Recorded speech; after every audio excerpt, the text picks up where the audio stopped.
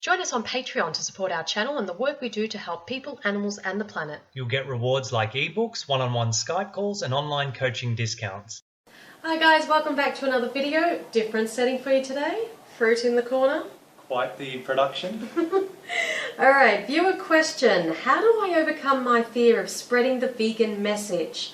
Hope you can help me with that. We sure can. We can definitely relate. You know, even after 4 years of being vegan, we can still find ourselves with our heart racing in a conversation with a non-vegan, and yeah, definitely relate, can't we? Yeah, especially early on when we first became vegans and you were having initial conversations with people.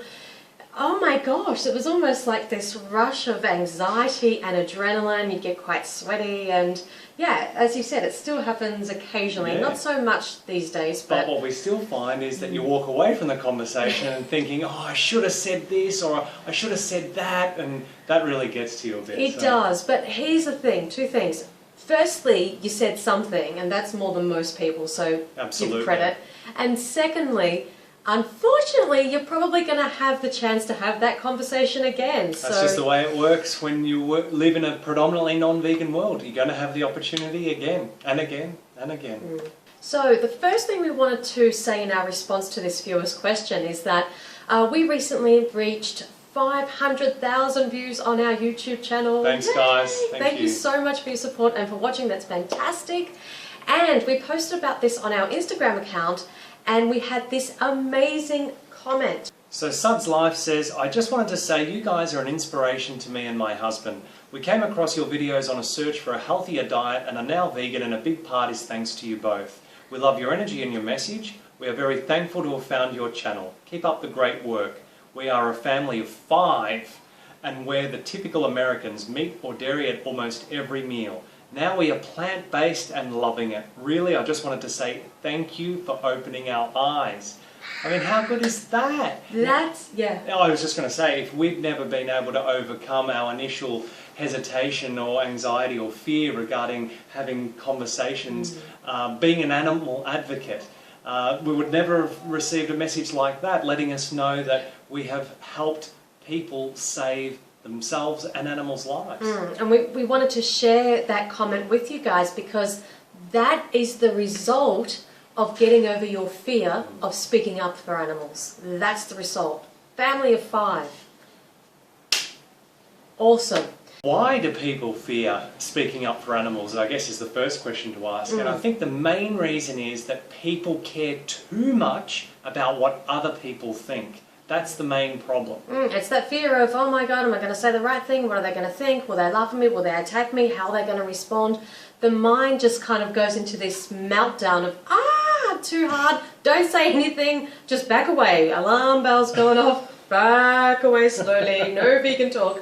And you can't do that. You can't do that for several reasons. But we really need people to start thinking about who they're speaking on behalf of rather than who they're speaking to.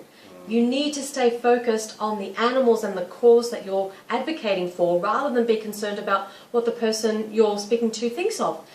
Because let's face it, I mean, they're eating a decaying corpse, they're eating baby cow growth formula. They're eating the ovulation of another species. Ew! They can't be doing much worse. No, who cares what they think, basically? You know, it's a life or death situation for them, for the planet, and of course for the animals. So it doesn't matter what they think, how they take it, it doesn't matter. Yeah, you absolutely just have to adopt an attitude of not caring what other people think. So sometimes when we're a little hesitant to speak up, we would often think, what would the animals want us to say?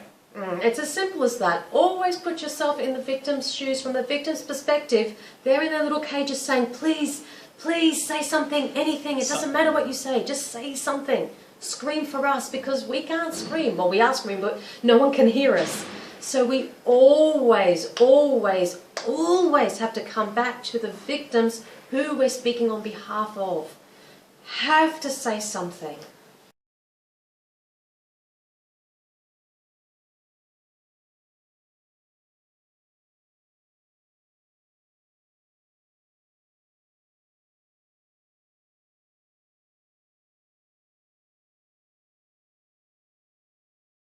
In terms of how to feel more confident, I think the first thing to do is to educate yourself more about all things vegan. The more information that you have, the more confident you will feel, the more armed and ready you'll be for whoever you might be conversing with.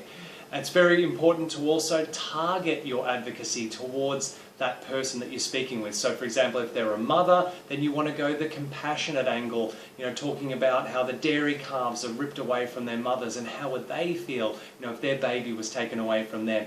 If it's a guy, maybe you want to appeal to his health, for example.